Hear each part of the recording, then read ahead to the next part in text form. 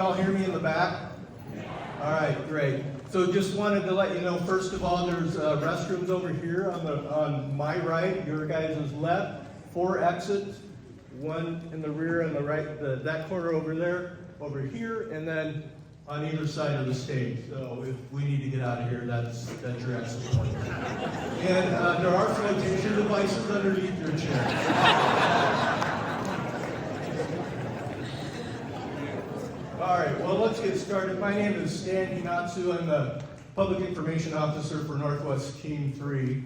Good to see you all here. Wow, it's a big crowd. We totally underestimated, but we are happy that you're here. So tonight what we're going to do is do a series of presentations, and if you guys could hold your questions until the very end, and then we'll do Q&A. And I'll do my best to listen and repeat the question. So if you have one, speak out loud as you can, and then we'll repeat it to the rest of the crowd and direct the questions to the appropriate person. Can you just tell us what group you're with? Oh yes, we're with Northwest Team 3, and Lonnie will get into that in a little bit. Okay, let me introduce a few folks, some of the speakers, and then we'll kick off and get going. So Lonnie Klink is our incident commander right here for Northwest Team 3. Cody Robach, one of our ops chiefs, he's going to be operating the computer. And then Nathan Goodrich, another one of our operations section chiefs. Kevin Stock, he's the agency administrator and district ranger here on the Bend Fort Rock Ranger District. Nathan Garrity with emergency management. And Bill Boose, your fire chief, there he is. And Eric, I'll introduce Eric as well. Eric Holdley, he's the fire chief in Lapine, right there. And I think that's it. So let's get started. We'll start off with incident commander. He'll tell us who we are, why we're here. And here we go. Thanks, Dan. Good evening, everyone. Can you hear me? This is a true testament of how much you care about where you live. All right? And we care about it too. That's why we're here. So Northwest Team 3 is who we are.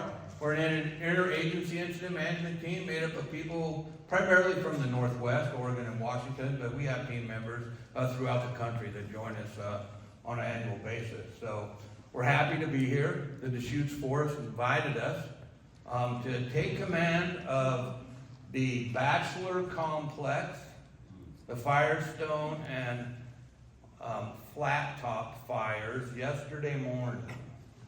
So we took over the incident from your initial attack personnel that did an outstanding job.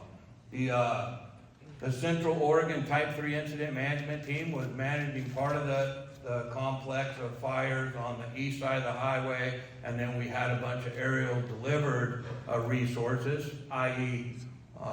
smoke jumpers and repellers on the 20-something fires over there in and amongst the wilderness and the roadless area off the Cascade Lakes Highway. So if you don't know, I think we have 30 fires assigned to us right now. That's quite a number, with a few of them that have got fairly sizable. I know you don't want me to stand up here and talk to you about all that stuff because you want to know about the fire and you want to know about evacuation, and you want to know all those things. Because we smoked you out, or the fire did, and then you've been asked to leave or get ready to leave, and so you want to know about that stuff.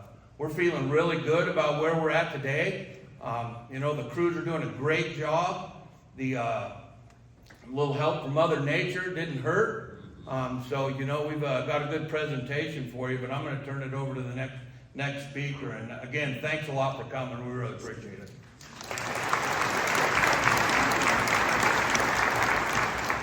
Thanks, Lonnie. Next up is Cody and Nathan for operational update. Good evening. Nathan Goodrich, one of the operations section chiefs for Team 3. Little closer, okay. I have a bad habit of dropping the mic there.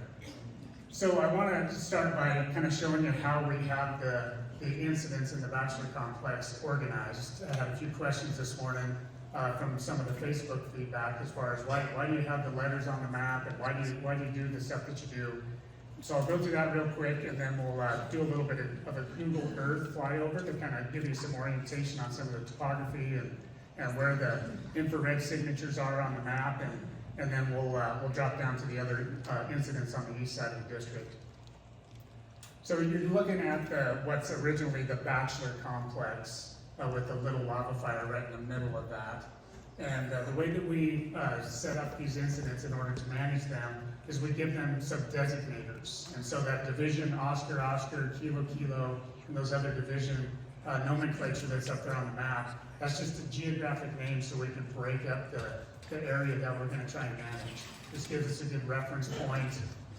It has nothing to do with any of the geography, it's just letters, and that's our symbology for helping us to explain where people are going to be working out on the map. So our divisions are geographic in nature, and if you hear of like a group of people, a structure group that's moving around doing structure protection, or a firing group, for instance, they move around within the different geographic areas. But our divisions are set.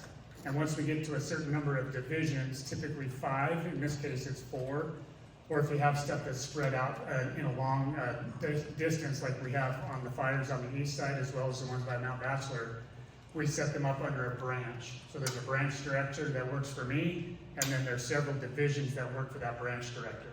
So that helps us to keep that span of control down, and just helps us to manage the incident a little bit better. So this is the Bachelor Complex with those divisions I was talking about, and originally in that division Oscar, that's what we assigned to all the wilderness fires that Lonnie was talking about. So there's kind of a rind of fires from the kind of the Elk Lake, Spark Lake, Todd Lake area, kind of on the north, all the way back down around to the south where that incident 892 is, over there by Division Kilo, way up on the crest of the Cascades. So that's where the bulk of those incidents were, a lot of those smaller incidents that were initially attacked by the smoke jumpers or repellers. Some of them were ground resources. And a lot of good work went into that. And so we originally got several, dozen fires. And then by the time we actually took command of the overall incident, a lot of those were contained. And a lot of those were getting demoed. So our number of incidents that we had to manage had definitely gone down because of the good work of the initial attack resources. But as Lonnie mentioned, there's still a few fires up there in the complex that are freely burning and reacting to the wind and the fuels and topography and that kind of thing. So the backside fire, which originally the complex was named for, was the #1 priority fire. It was on the backside of Mount Bachelor. It's currently about 80 acres or so, and we have about 30 people on there still. That's contained.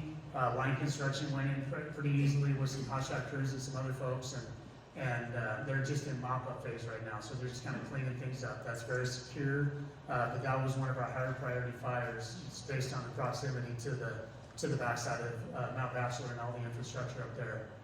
So that one's looking really good. Incident 911 just across the valley from that. That's about 5 acres, and there's still some jumpers on there kind of finishing up and cleaning that up as well. You move down to Division Kilo, that's where that incident 892 was. That was originally an unstaffed fire with 2 other fires that were just north and south of that were staffed, and we ran out of aerial delivered firefighters at that point. And so we pulled those folks out with the weather that was coming in, and then yesterday with the wind, that 892 decided to move around a little bit, and so it's at about 300 acres right now. It's kind of sitting up there on the crest, and obviously has received some moisture. And I acknowledge some folks in the back maybe can't see the screen there, but we'll definitely be around to answer some specific questions afterwards. We have another briefing map over here as well. So that's kind of a visual of that 892, kind of up on the ridge top there, right on the Willamette and the Deschutes boundary. Cody's kind of zooming in there. Pretty high alpine, subalpine fir, pretty wet site for the most part. Let's go back to the geographic map there. So that's in that division Kilo. There was quite a smattering of fires kind of right in the middle there where Little Lava is and around that Sheridan Butte area. And it was kind of hard to actually to make heads or tails out of all the fires that were in there. But a couple of them emerged as being a little bit bigger. That 913 is a separate fire, just at the top of that little tail of Little Lava. And then Little Lava, which pretty much has kind of shown itself as being the leader of that group up there. And over the last couple of days, as you guys know, with the wind and the front coming in, low pressure gradient system and, you know, kind of some sundowner winds, was able to get a little bit ahead of steam, come down off the ridge there, and it actually crossed the road yesterday, the 45 road, right at that Kamonsky Butte, and went across the road for about 300 acres, somewhere in there. To date, we have dozer line around that, hand line in some places, hose lay, and that's looking really good today. Like Lonnie mentioned, there was you know, a little bit of help from Mother Nature, but basically the wind stopped blowing later last night, and it actually ran into some fuel treatments as well that the forest had been putting into play, and so that really helped to get the fire back down on the ground and slow that progression. Preemptively, prior to that coming down and crossing the road, we kind of had predicted that it might make a little bit of a run like that based on the weather the night before, and so we got a hold of Nathan, the emergency manager, and we weren't ready to do the Conflagration Act, you know, and bring a lot of resources in, but we said, hey, just in case, let's get some stuff in place here. And so just trying to be a little bit proactive and not give people a big scare, but we wanted to make sure that you guys were well informed of what was going on, and they made that decision to, you know, to rally some resources and have them out there overnight, and then start to put that evacuation stuff in place, and Nathan's gonna talk about that here when I'm done. So the fire made a pretty good run the last couple of days. It's sitting around 11,000 acres somewhere in there, and if you remember a couple of days before, it was only 2,000, so it's made some pretty good runs with that wind. The fields are very dry. September, it's our driest time of the year, and just with the winds and the topography and just the alignment of that, that's where the Little Lava sits today. You can see there's a few those other little smattering of fires just kind of scattered around Sheridan Butte, and that 853 is just a little bit to the south there, and those are all mostly contained and or fully contained, or maybe they were never even staffed. Okay? So I want you to zoom out just a little bit and we'll kind of show what we're planning on for the next couple of days. So, get my little pointer out here. So this is that little spot across the road. Like I said, that has dozer line and hand line and hose lay around it.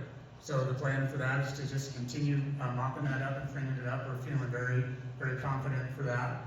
There was a little spot right here that's also been contained. And then the plan for the rest of the southern boundary is to come down this road here. There's a 45-25 road, and then the main 40 road is clear down here, but we're gonna try and do some, what we call stitching together some roads and some dozer line and that kind of thing along that southern boundary. And go as tight as we can, where we can. If not, we are gonna pull back to that 40 road with an indirect strategy. But we're going to be working on that for the next several days. Okay? So why don't you go to the Google map here real quick, and we'll just kind of do a little zoom in on Little Lava.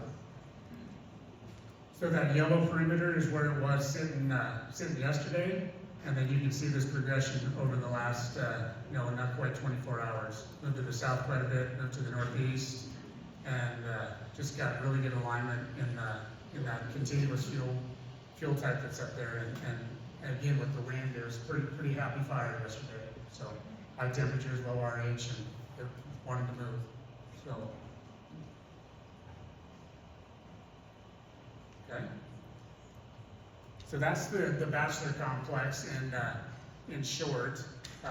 Like Lonnie mentioned, a couple dozen fires. Most of them are sitting in pretty good shape overall. And then with these last few, Little Lava being the biggest priority, that's where we're going to be sitting for the next couple of days, is working on that. So why don't you shift real quick and we'll go down and look at, I'll just back up just real quick. So you see the pin there, that pin is where we're at right now. That's the school. So you can kind of see the proximity to that. And at our measurements, you know, to the river essentially, is still about 5 miles to the very edge of Sun River there. And that's the areas that are in that level 1, level 2 currently. Level 1 on the other side of the river. Just give you a little bit of a proximity there. Okay? Why don't you zoom out real quick and we'll go down to, you stay on that map. So moving over to the far east side of the complex and the far east side of Benford Rock District, we have the Flat Top and the, Firestone. So Firestone, the butte that's just to the left of Firestone is China Hat, just for some reference. Okay? And we'll just talk about Firestone here real quick. This is Quartz Mountain out here on this side, for folks that have been out there. Pine Mountain's right up here, maybe about right here. The observatory, oh, there we go. Just a little bit to the north, just for a little bit of reference. So Firestone was the first fire that they went after up out on that east side of the division. And you know, we're pretty successful initially, and then over the course of the next couple of days, same wind pattern and weather pattern that we had that affected the little lava. Both of those fires were burning very actively. This one went from probably 5,000 or 6,000 acres. It's about 10,000 now over the last couple of days. It's kind of hemmed up in some of the lava flows up on the north end, what they call the potholes. And just the initial attack efforts down here on the bottom, that's a dozer line and some good burnouts, and so that's been pretty secure for the last few days, and we're trying to connect the dots on several roads and other dozer line opportunities out there to control that Firestone fire. Let me just go ahead and zoom down to, this is the BPA line here, power line running on this side, just for a little bit of reference. And then Flat Top was originally kind of a little brother to Firestone, but it's very quickly overtook its elder sibling. So it was about 4.5 acres, you know, somewhere right in here, and it was kind of a lower priority fire just based on some other initial attack. And then by the morning, it was you know, several thousand acres. Got some wind on it, and you know, progressed. This was the perimeter over the last couple of days, and then yesterday made some pretty good runs to the northeast. We did a little bit of burning down here on the bottom. This is like Willow Butte country right in here. Cabin Lake Guard Station's right here, down on the bottom. And then 18 Road, Chinatown Road, kind of running up through the bottom here. So pretty forgiving ground out there, a little bit better, a little easier ground to go after the fires compared to a little lava, a lot less timber, a lot less topography, quite a bit flatter. As you can see, quite a few roads on the map there that we're going to be able to put together and put some good lines there.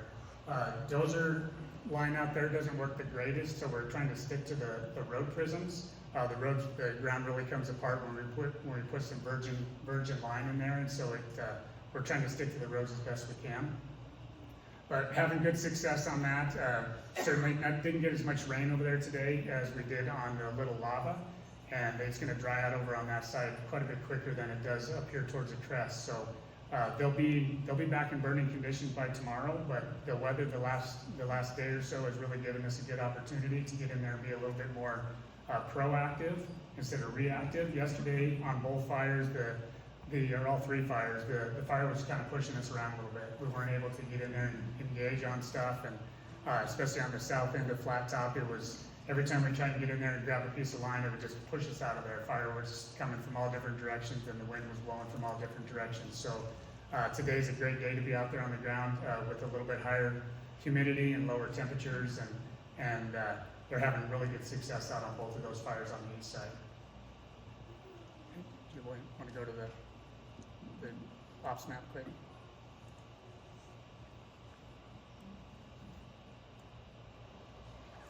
So just to kind of follow up on how we have that broken up out there, a couple of divisions on both fires under a branch 1, so Flat Top and Firestone. And that dotted line there is our temporary flight restrictions, so that limits general aviation from coming in there on that fire ground and impacting any kind of aviation resources. So that's your operational update and plan for the next couple of days for the Bachelor Complex, including those east side fires. And like I said, we'll be around to answer any specific questions at the end.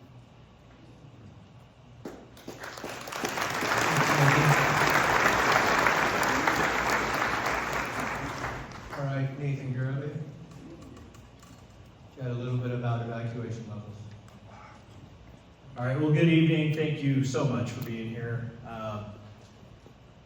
So I want to kind of go back well before these fires started, much like our agency prepares for fires and fire evacuation long before fire season. And a lot of that involves building relationships and tools to help us make good decisions and to help support getting information out to you. I'm going to start on Friday. Our agency became engaged with the Deschutes National Forest, looking at the lightning event that was coming into Central Oregon. Friday night, we engaged with primarily the Firestone fire. That fire was actively burning late at night.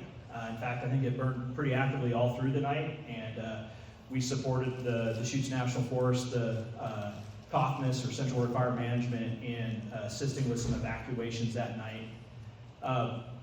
Fast forward through the weekend, with a number of starts over the weekend, we stayed engaged, working with fire managers, ensuring that we were devoting resources and coordinating evacuations and supporting just good situational awareness around what was going on within the kind of southern part of Deschutes County.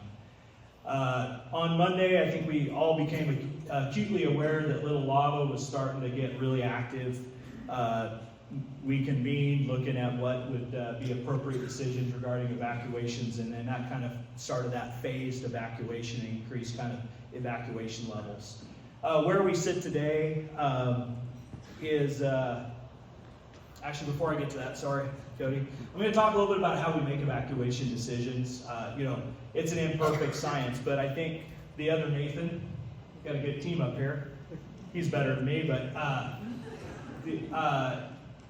this was really a collective decision. The Sheriff's Office and particularly to Little Lava in partnership with Sun River Police Department, because it affected Sun River specifically as well, ultimately makes that call and gets that information out to the public. But this is a real collaborative and cohesive decision with the incident management team, or before the incident management team took the fire, local fire operations group, as well as local fire districts, Oregon Department of Forestry, and kind of relevant partners engaged. So we started convening and making some decisions related to what the fire was doing. And as you see, as Nathan kind of showed that progression, it was making pretty significant growth the afternoon and evening hours of Monday, and then again last night. And that really indicated that we needed to make sure that you were aware of the risk. And there was potential even, possibly that we thought that fire could move even way farther east than it did. And thankfully, it didn't go any farther than it did. And thankfully today, I think Nathan mentioned it was a day of opportunity, and that's exactly what we're taking advantage of today. But so that gets us to where we stand today. And so we make those decisions based on what current expected fire behavior is, the values at risk, which will tell you the highest value at risk is you. So people potentially in front of this fire, and so we make those decisions with that and a bunch of other decisions like resource allocation, kind of the number of resources, transportation infrastructure, ways to get people out. And so ultimately that led us to where we're at today. And so I'd like to direct you to our information dashboard, and you can bookmark this site. It's deschutes.org/emergency. But if you look out here, the red area is all what we call level 3 or go now evacuation, almost exclusively Deschutes National Forest. Much of that is also covered under a Forest Service administrative closure. There are some private inholdings in there, but for the most part, that's primarily Deschutes National Forest. And it's kind of bordered, the level 3 is generally bordered as you kind of move to the south, down the 41 road, over to the Venom Falls Road, and into the river. And then it follows the Deschutes River down to Forest Service Road 40 or Spring River Road. And then it follows the forest boundary essentially down to Forest Service Road 42 or South Century Drive, and then out. So if you notice then, so you've got everything west essentially of that line is level 3 or go now. And then east of that line, over generally to kind of on the north half is Sun River proper, down that area of Besson Road, and I think can't remember the other little road that's in there, but Besson Road area, kind of between the Deschutes River and Forest Service Road, kind of the private forest boundary is level 2. And then south of that, Deschutes recreational home sites, west of the river to the forest boundary, and then down into like Browning, Savage, River Meadows, and that area. So that's all level 2 or be set. So that means, hey, you really need to have your plan in place. Be prepared to leave immediately. And then in level 1 or be ready, which is that preparatory, is that kind of area surrounding the level 2 to the west. So kind of around Sun River. Of course, all that is almost exclusively national forest up on the north side, and then down into Caldera Springs, the business park where we're sitting today, and then down those areas, Oregon Water Wonderlands, Crosswater, Vanderbilt Ranch, and then down kind of that area south by Thousand Trails, and then on down into like down towards Fall River Estate. So that's where we're sitting at today. We're meeting daily, we're having conversations, we're evaluating what progress the incident management team and the firefighters on the ground are doing. We're taking that into consideration with current expected fire behavior, what the weather looks like, a lot of the indices that our experts are able to give us some input on. And then with that information, collectively, we make recommendations and ultimately we'll adjust those levels accordingly. So again, good day today of opportunity, tomorrow hopefully the same. But obviously we want to prioritize public safety. That is our highest priority, is public safety. And so we want to make sure that you're safe and that you're fully aware of, understand the potential risks. So with that, I think, one final thing. If you aren't signed up for Deschutes Alerts, please do so. You can go to DeschutesAlerts.org, make sure you're signed up. And if you haven't checked your profile in a while, we encourage you at least annually to go log in and get your profile up to date. If you need assistance with that, you can call our office and we'll assist you with that. All right, thank you very much.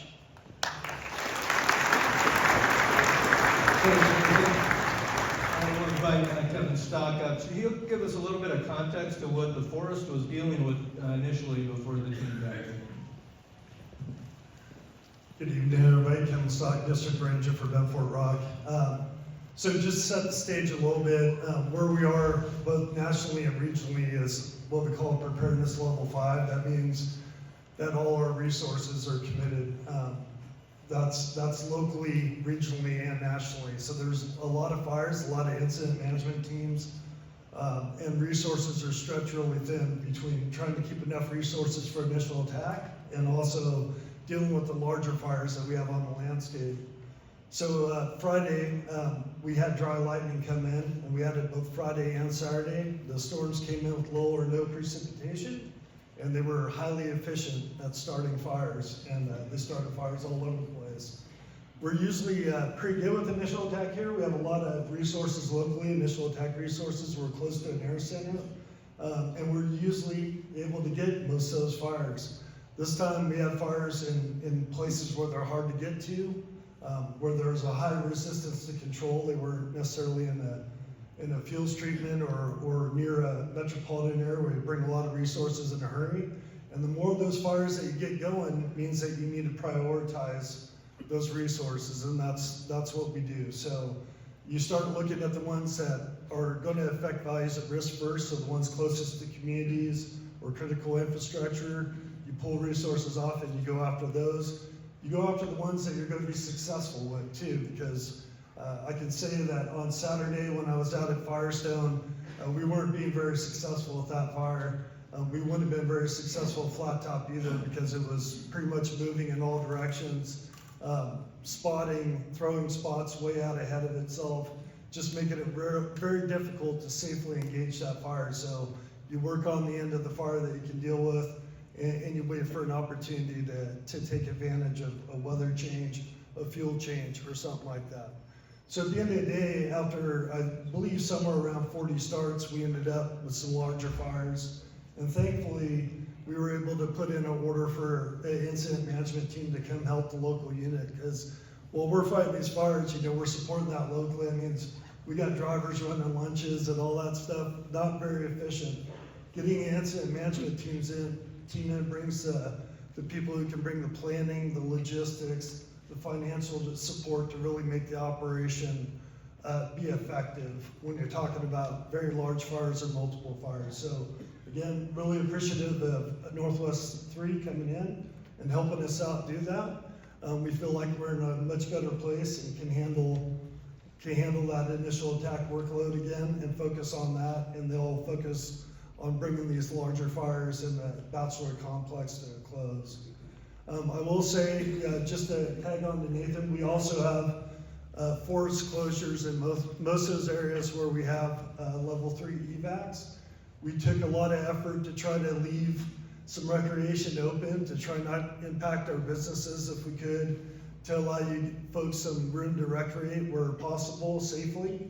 But we did close a major part of the forest down because we want people to be safe. When everybody's out on a trail or away from their vehicle, it's very hard to get them back in their vehicle and moving in the right direction if something bad happens.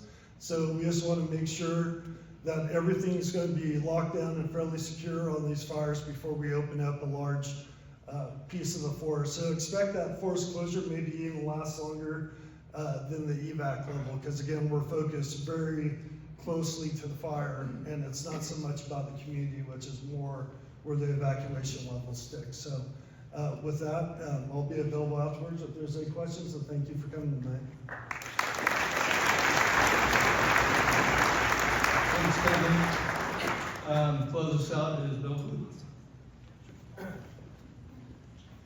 Thank you, everybody. Thanks for being here, thinking about the community. Oregon this year, last week, we burnt 1.7 million acres, and that's more than 2020, so it's unprecedented in what we've got going on. It's just been amazing this year, and the amount of fire that's on the east side of the Cascades, because 2020, the fires were on the west side of the Cascades. So we just wanted to thank some folks. We wanted to thank the Forest Service for all their fuels management practices, because without that, we wouldn't have stopped this fire where it's at.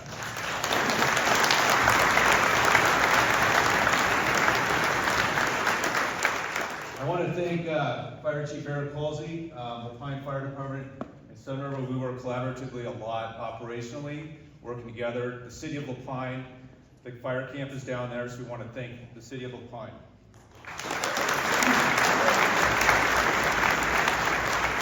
Also, Deschutes County Sheriff's Office, Deschutes County, BLM, Oregon Department of Forestry, Sun River PD, the ODOT, and Deschutes County Road Department. So all of those people put in a lot of time and effort here.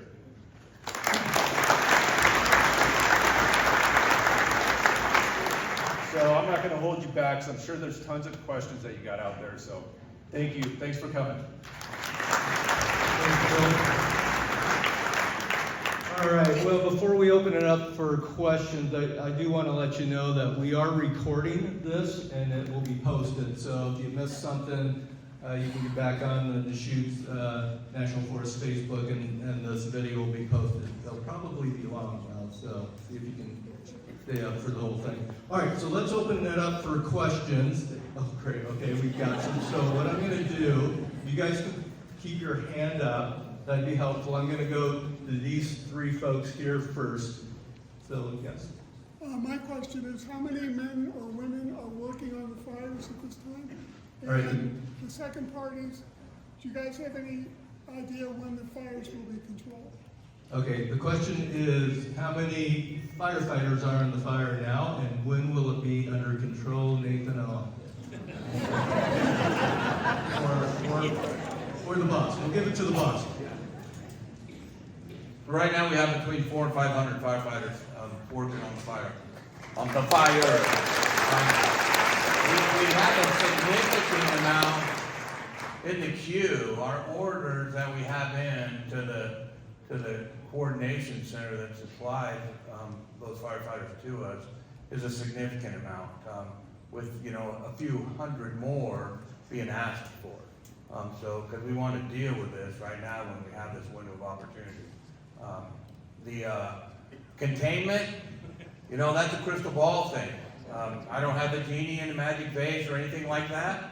We're going to do the best that we can, as quickly as we can, to get it off the landscape, because the longer we leave it there, the more problems it's going to give us. So we're going to do our best job as possible to eliminate it as soon as possible. Right here. Yes, my question was actually answered by the previous gentleman, but I want to give our sincere gratitude to every single person that's working on this, especially the firefighters on the ground. Thank you. The work they do is incredible and unbelievable on so many levels. Thank you very much. We just thank you, firefighters, and they deserve a lot of praise. And then there was a question back here. Yes, in the red. Then I'll come back to you guys over here. Why haven't we been seeing the large planes with the retardant in it that we saw during the Darlene fire? Why haven't we seen the large retardant planes, Nathan?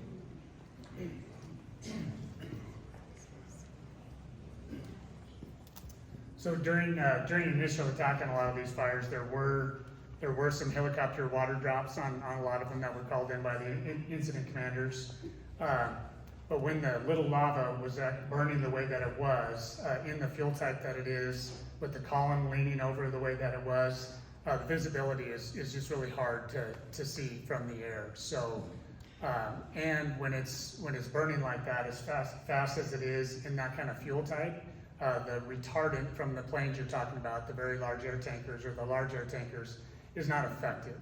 So they can't just put a line of retardant in the middle of the timber and it stops the fire. Sometimes they can, if it's a little bit scattered timber, kind of like on the east side fires, it's a little bit more effective, and certainly in the grass and the brush and those kind of field types, it's much more effective.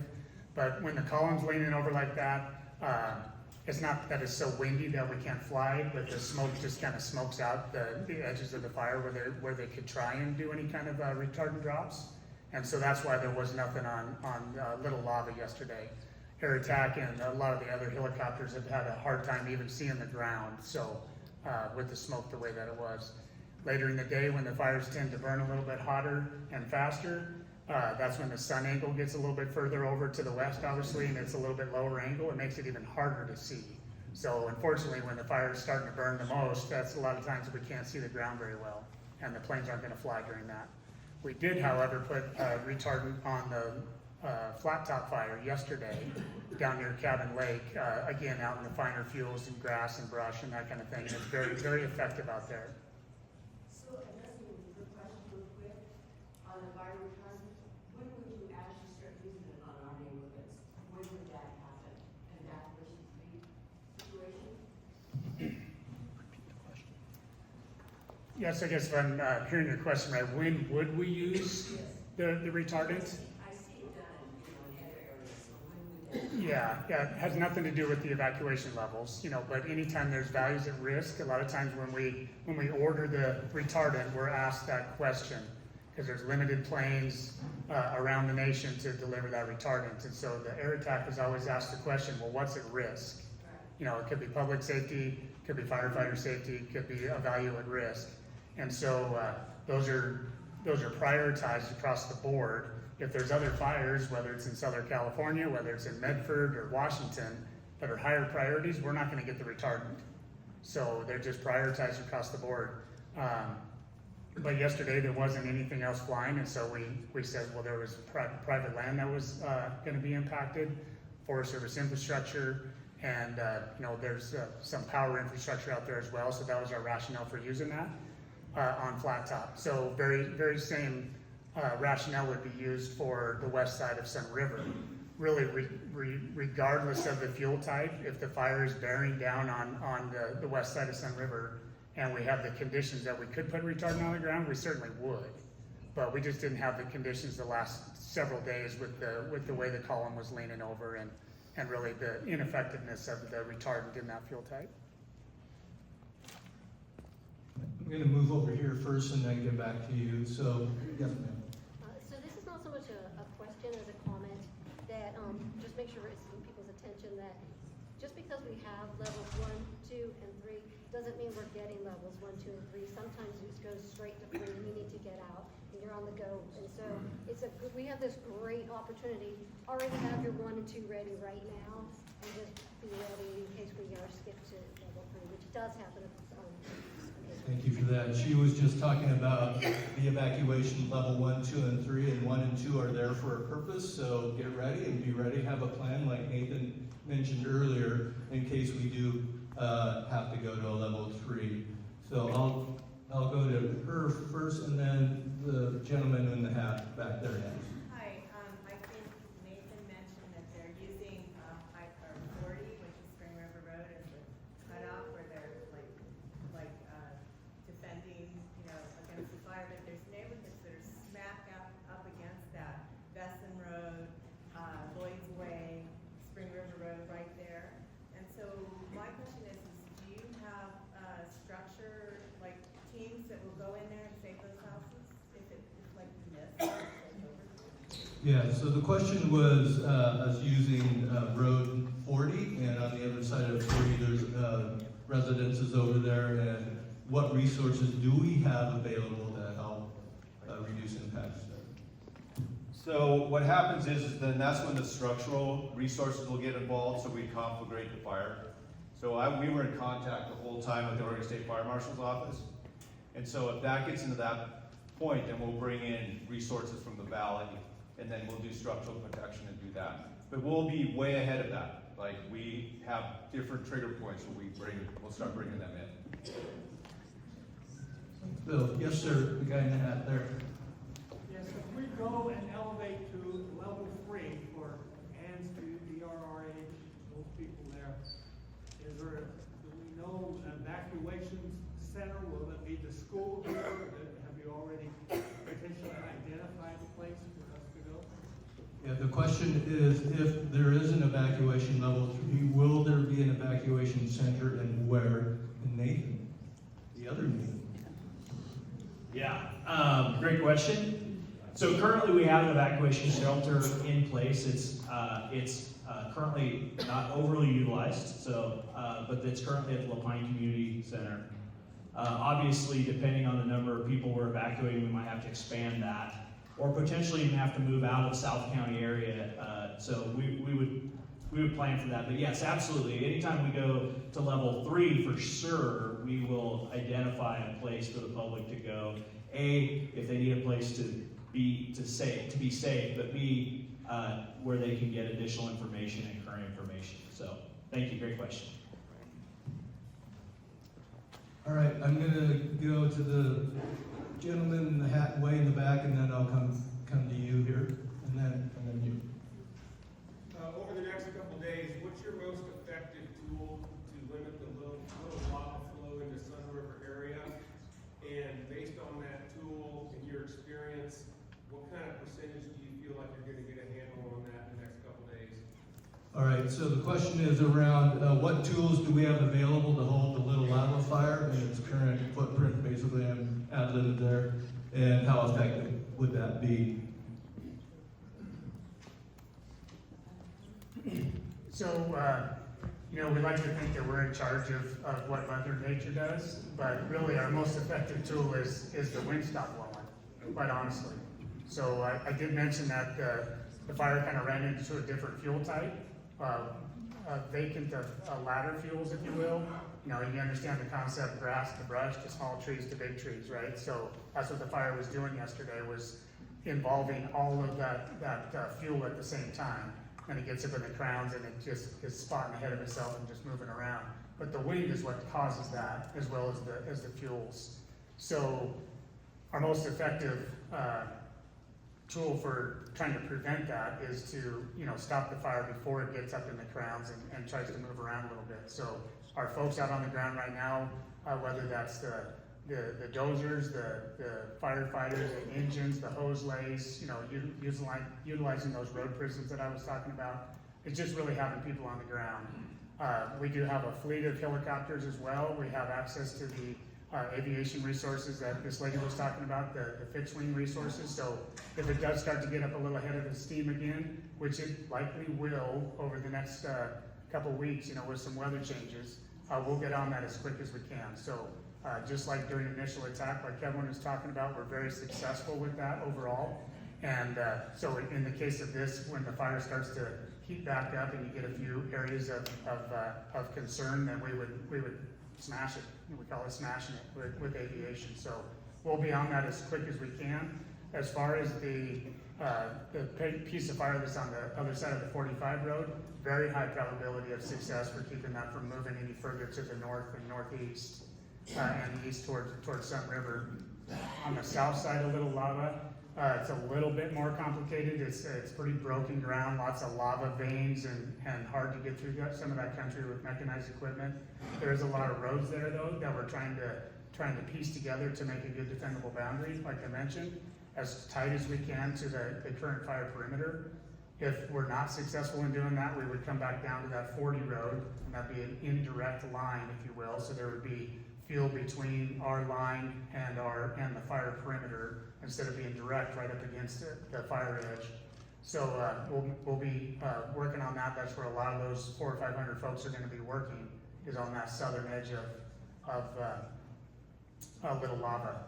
On the north side, to prevent any kind of future run on that northeast corner, we're going to be looking at some other roaded areas to try and get in there and put a little bit of a catcher's mitt in there, what we call it. So it'll be kind of a L-shaped little piece of line, if you will, at the 45 road, running north and south, and then a line that probably maybe one of the Edison snowmobile trail. There's a few trails that kind of cut across to the east or west, and we're going to be looking at improving those and putting a little bit of a catcher's mitt in there on that side. But I think on the piece that's closest to Sun River, it'll be very, very successful and high probability. Thanks, Nathan. I think there was this fellow right there, and then we'll go. Yeah, I was just gonna follow up on the evacuation. If they come to level 3, you talk about where to go. But because you have a couple different neighborhoods, we never had this before, so I don't know how much traffic we're gonna have. Everybody heading towards 97. Is Deschutes Recreation gonna be headed directed south like Caldera there? Do you guys I have seen the signs, and people were there last night as a lot of people were getting, valuables out. Will there be something set up, hey, go this way, so we don't get gridlocked and see what's happened in Maui? Great question. So the question is about evacuation routes. Should we go to a level 3 and have those been identified?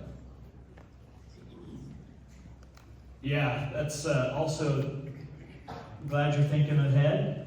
And we were last night, and we have been thinking about that. So last night, or yesterday afternoon, we activated Oregon Department of Transportation and Deschutes County Road Departments, and those were the folks you saw setting up like light towers and at different intersections. And that was really, we would try to allow the standard normal travel or traffic flow to manage itself as long as possible, because the system is designed for that best.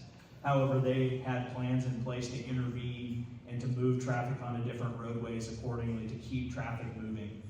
So that's a great question. Last night, it was an opportunity, again, to deploy those resources and kind of plug some holes and adjust accordingly. And so that was in place. And if we do go level 3, absolutely, we would call on those resources again to try to do that. Yep, thank you. Yes, and we'll go right here to you, and then we'll try to catch the others here. Okay, so we have limited resources. You got, what's the priority for this incident management team is with all the issues going on in the Northwest? Yeah, so the question is, since we are in that preparedness level 5 with a lot of fires across the Northwest, Northwest and nation, what is our priority for this fire? That's really interesting you asked that question, because we actually just, Nathan and I were talking about it back there at the back. And so right now, the Bachelor Complex, the Firestone, and the Flat Top are the number 1, 2, and 3 fires in the country. So that's a pretty good place to be when you're looking for resources.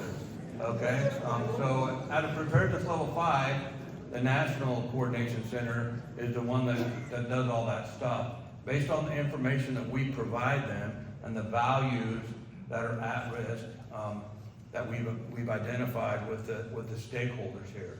So we're looking pretty good right now. We're pretty happy with that. So, you know, like I said, we're going to do the best we can with what we got coming and take this thing off the landscape in a big hurry.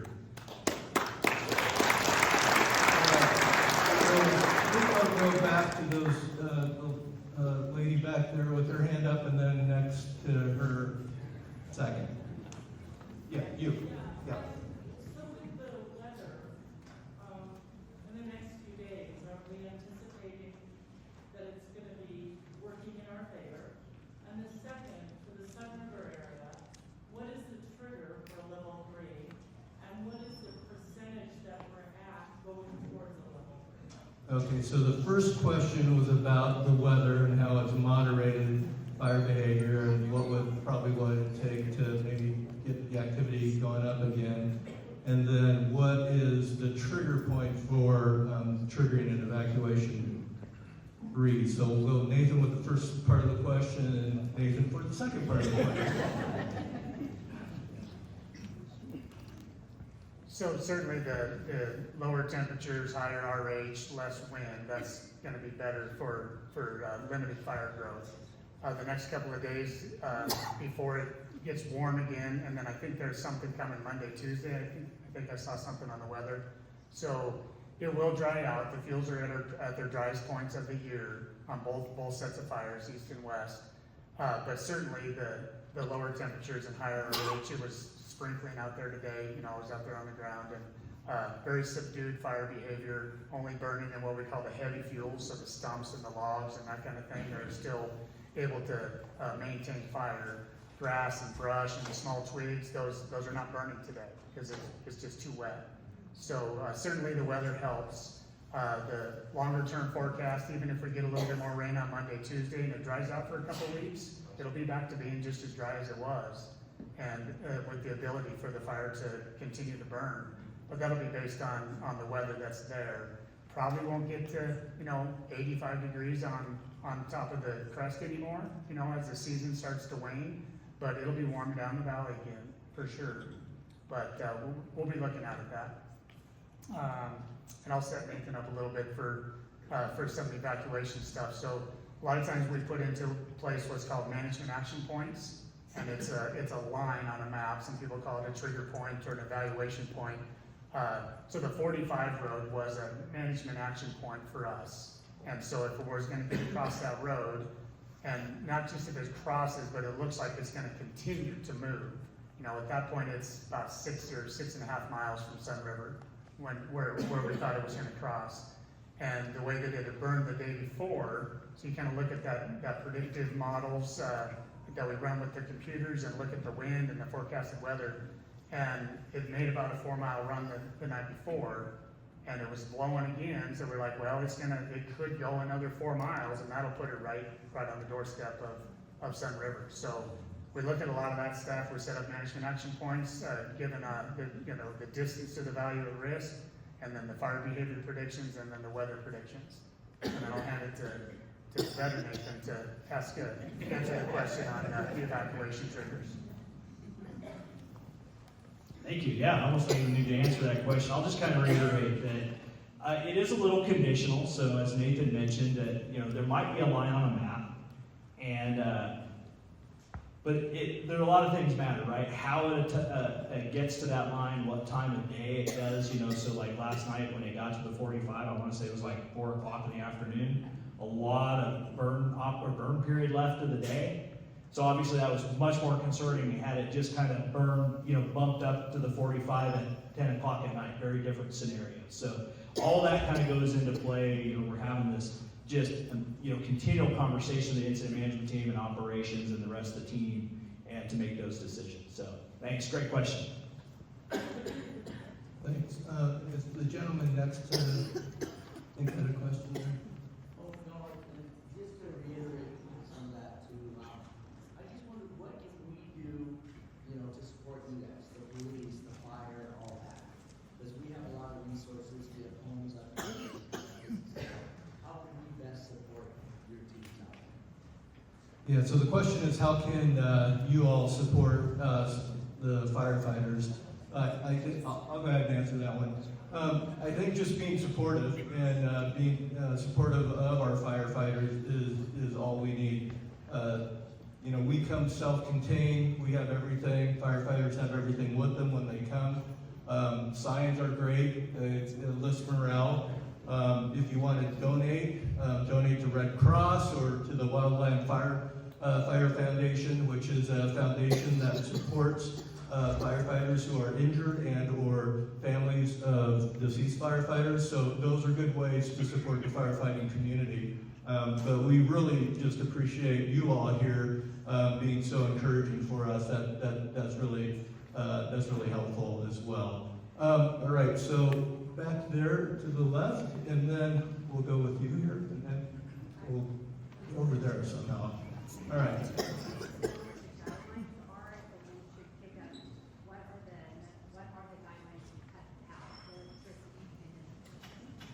Okay, so the question is about, are there guidelines around when the power would be cut off with respect to wind speed? And Nathan? So it sounds like what you're referring to is what's called a public safety power shutoff. Is that? Yeah. So I don't know if Mid-State is here, but what I would encourage you to go to, I believe Mid-State has some information on their website. All of the power providers have kind of different thresholds, but generally consistent, and it generally has a it's conditional based on kind of what the fuel conditions are and what the forecasted winds are. And I can't give you the exact cutoff, but I can say that generally they're not very common around here. What is more common is a shutoff that is due for firefighter safety or because infrastructure is impacted. So, yeah. With that, what about natural gas? A lot of Sun River homes are all natural gas. Do they shut it off? Should people turn it off in their house? Or if we go level 3? Yeah, that typically is going to be an operational decision based on the structure fire agencies. Chief Booth, you want to answer that, or Polsey? Normally, we're not going to touch natural gas because it's in the ground, so I mean, we're not that concerned about it. On that end, it's more power related. So if we got winds going through power, power lines and that, then we'll do emergency shut off. But natural gas, because it's buried, that's not going to be a factor in the decision making that we have. Oh, and I also wanted to say one other thing, and I totally forgot about it. I want to thank PNW Team 3 for coming here and taking care of all of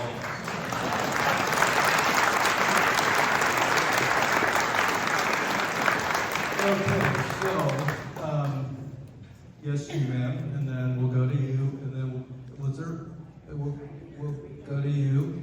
1, 2, 3. So, yes, ma'am. So my question is regarding how they do the evacuation levels. So DRRH, River Meadows, all of Sun River proper are all level 2. I mean, at some point are they going to break those up into the area, say where my daughter lives on Celestial, the fire is right there. So that is closer to a 3 than say someone in Sun River at Circle 11. To me, are they going to say everything is a level 3 and then this whole community leaves at the same time? Don't they break them up as emergencies? Yeah, so the question is around how we determine evacuation blocks, I guess I'll call that, and yeah. Yeah. Well, I'll attempt to answer that. So, yeah, as you notice, there's quite a big stretch that's level 2, and a lot of that is,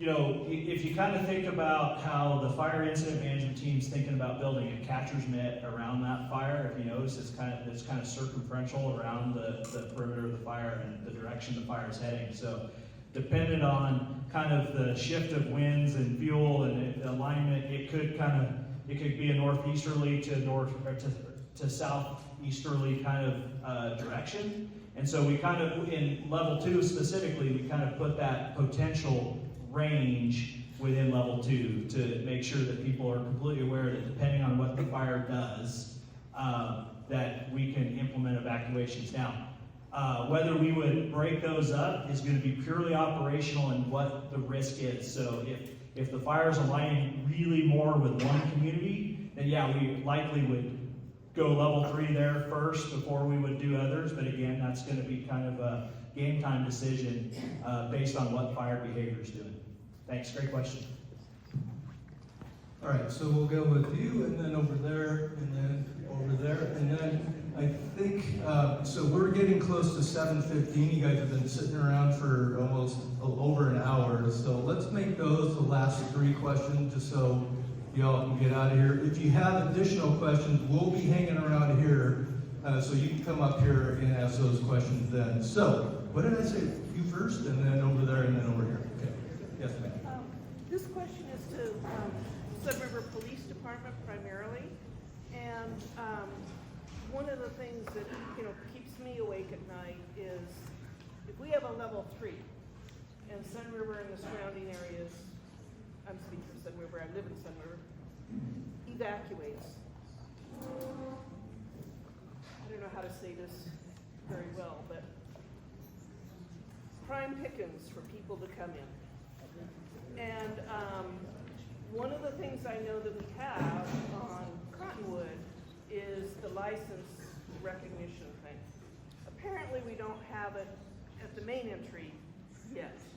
This might be a real good talking point with whatever is holding that up, saying, maybe we should really have that, because you've got a whole community that's empty. All right, so the question is about if there's an evacuation level 3 and you all leave, how are those homes that are left behind being protected from potential thieves? And Tori, do you want to answer that one, or Nathan? Good evening, everybody. My name is Tori Corbloom. I'm hiding in the corner over there. I'm a captain of the Sun River. Great question. I'll address the second part first about the cameras. We do have 2 more license plate reader cameras coming up. They are just working through the final bit of permitting. So I talked to them today. They should be up shortly.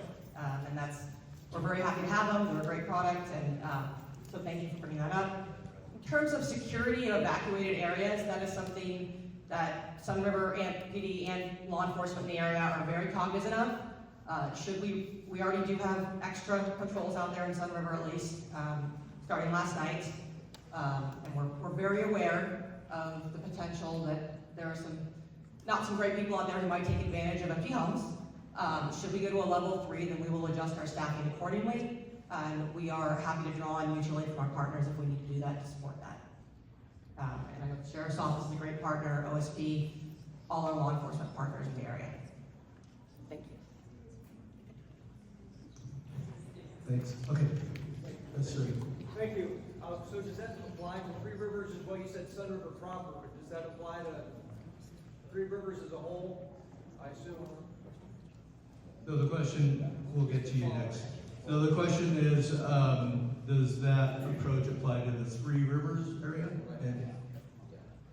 Yeah, so 3 Rivers or Deschutes Rec home sites and Oregon Water Wonderland and all is protected by the Sheriff's Office. So when we do level 3 evacuations, a couple things that we put in place is we attempt to deny entry back into those areas. Part of the reason why we do that is A, for safety, but 2, protect your property. And then we do extra patrols, so we would bring on additional staff to patrol those level 3 evacuation areas. And again, fortunately, in this neck of the woods, we haven't had to do a lot of that, but in Darlene 3, we had additional staff on scene. In the Newberry Estates, in a number of areas, we did that. 21, Darlene, so yeah, that's pretty common practice. So great question. So my question actually is, how many people were working the fire and lava this morning? Just for reference, knowing how much it grew, now we got 400 or 500 on from you great guys. How about from the county? How many people were working it this morning, given how much it grew? Okay. Secondly, you mentioned 3 fires within the complex. These 2 eastern ones, I don't think anybody here's not hearing that much about those, right? Maybe because of the lava fire, of course. You mentioned that those 3 fires, these complexes, number 1, 2, and 3 for the country. Is the lava the top priority of all these burning, just these 3 right now? And Okay. my last question, are there no elected officials here? Okay, so the first question is, how many resources are specifically on the lava fire and the other 2, and then which one is the higher priority of the ones that we have? And then lastly, are there any other elected officials here? I'm not sure, but I'm sure you'll raise your hand and make yourself visible there. Okay.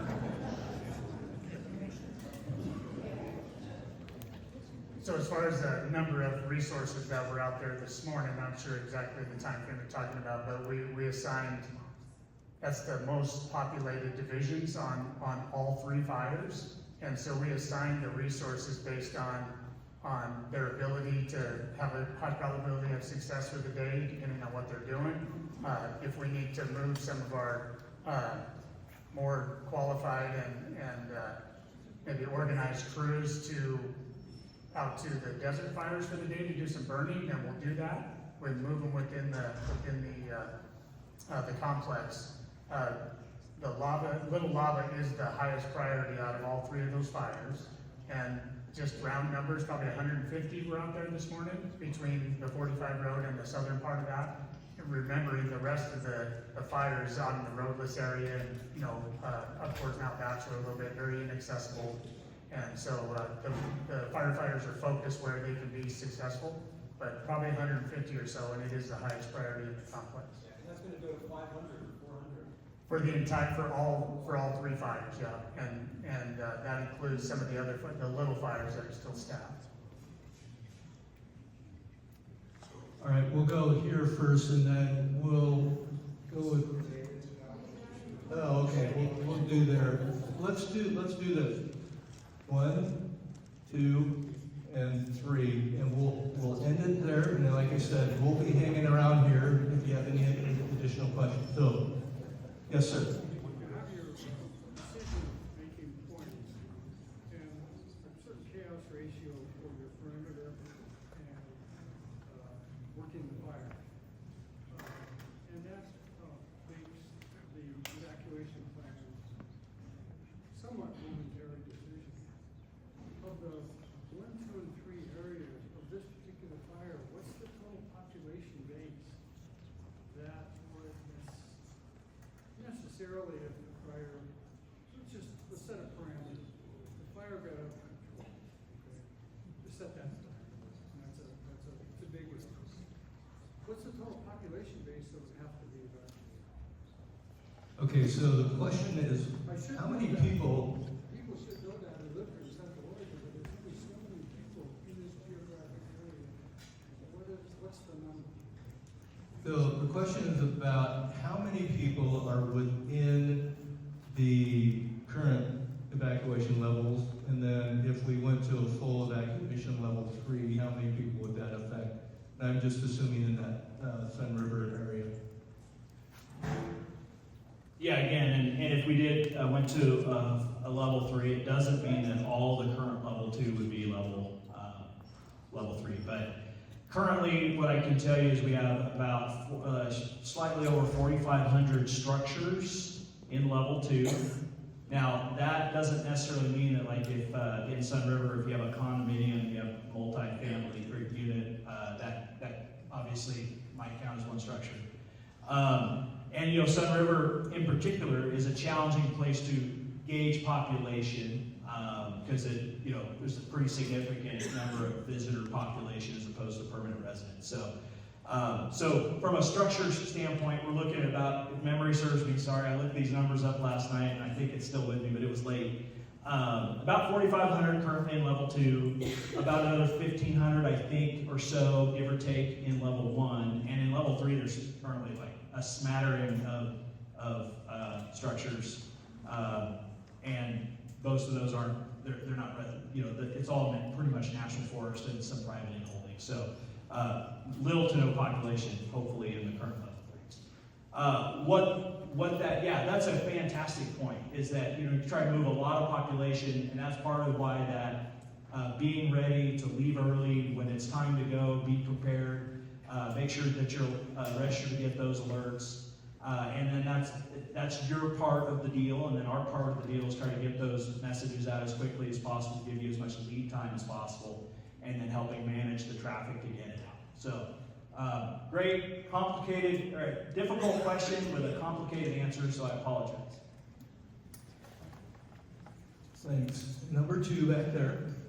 What's the environmental impact if you guys get retarded in our rivers, lakes, and streams? So what's the environmental impact from probably both our fire suppression activities and just the fire itself? Fire retardant. Oh, fire retardant, sorry. Yeah, so obviously it's not good if you have retardant in the waterways. So we do the best we can. There are mishaps every now and then. I think 15 years ago or so we painted, not we, but some individuals painted Fall River red. I remember that. So sometimes it happens. So it's not good, but we do have retardant avoidance zones, and so we try and limit. Sometimes it's 300 feet, sometimes it's 600 feet from a waterway. We will not drop retardant. So every now and then there is an accident, and it does lead to, aquatic life being some mortality, obviously. So, but we try and limit that as much as we can. And a lot of times where there's waterways, that's not the best place to be putting retardant anyway, because it's down in a canyon. We like to be on, to buffer a road, buffer a ridge, or certainly just out in the open in the fine grass and fuels. So, but yes, it's not good. Thanks for clarifying the question. And number 3. So related to the other gentleman's question, in regards to resources, if we only have 150 fighting the east and north side of Little Lava, when does the Conflagration Act come in? Who goes to the governor? How do we get more resources? Okay, so the question is regarding the number of resources we have and how do we get more, and specifically through the Conflagration Act. Billy can answer that. So we have a conversation with the governor. We were at the governor's office. We were having that during this fire. So she was very well aware of what was happening here. There was a lot of eyes on the Little Lava fire. And so when we have our trigger points, then we call, speak with the governor's office, and then we put in that request to be able to do that. So we work through those processes. It doesn't take very long, and then we can start getting those resources here. Can we send emails to the governor? Well, we don't need them right now. Yeah, so if it was coming in its structures, because when we're bringing in resources that are helping with the structural resources, we need to be bringing in, fire departments that'll be coming in. So we don't need emails to the governor or anything like that. We've got a direct line to the governor's office, so it's not that complicated. What is the trigger? Well, it just depends where we're at. I think Nathan Derby hit on that. So we're looking at predictive analysis, predictive weather, like what happened. So the other day when we went to level 2 in this area, we thought that the fire was going to move another 3 to 4 miles. So if we were seeing that happening, then we would already have all those resources here. All right, thanks. I said there was one last, you were the last question, but I'm going to ask one more last question, probably for Nathan or Lonnie. So based on the weather and current fire behavior, do you foresee any evacuation level changes in the near future?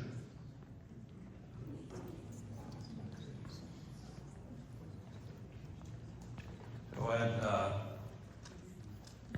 Nate from the emergency management said, we have discussions regularly. Right now, we have a scheduled meeting at 1 o'clock every day to have those discussions. And actually, we're gonna talk about it tonight based on what fire behavior we observed today and what it could potentially be in the next couple of days. I'm not gonna make any guarantees, but I think we're sitting in a pretty good place. And we're gonna put some science behind it because we don't wanna go back and forth. I mean, we're in a 2, you know, and we don't wanna go back to a 1 and back to a 2 because the fire comes back to life and goes another, you know, 2 miles on this side of the 45 road. So we don't wanna do that. We wanna do what's right for you all. So there's a lot of consideration that goes into it, and like we've said already, you are our number 1 priority. And if we're not thinking about your safety, then we're not addressing evacuation. So, because that's what it means. Your safety is based on evacuation. Of staying in there, you know, in the event that the fire's coming, like it was moving yesterday and the day before, is not a safe situation. Okay, so that's what we're doing. We're looking out for you folks, all right? Everywhere we go, we do the same thing. And we know what the impacts are to you. All of us at one time or another in our lives, you know, have been impacted by fire also, and have had to do the same thing. So we understand, and we don't want to displace you any longer than we need to, but we also don't want you to get hurt. So, like I said, we're gonna have conversation after this tonight, and see, you know, have some discussion on what we saw today, and what we think it may be, you know, within the next 24 hours. So, sorry that I couldn't answer it clearly, and I danced around it a little bit, but I'm sure that you'll have some better news, you know, in the near future. All right, thanks, Lonnie. I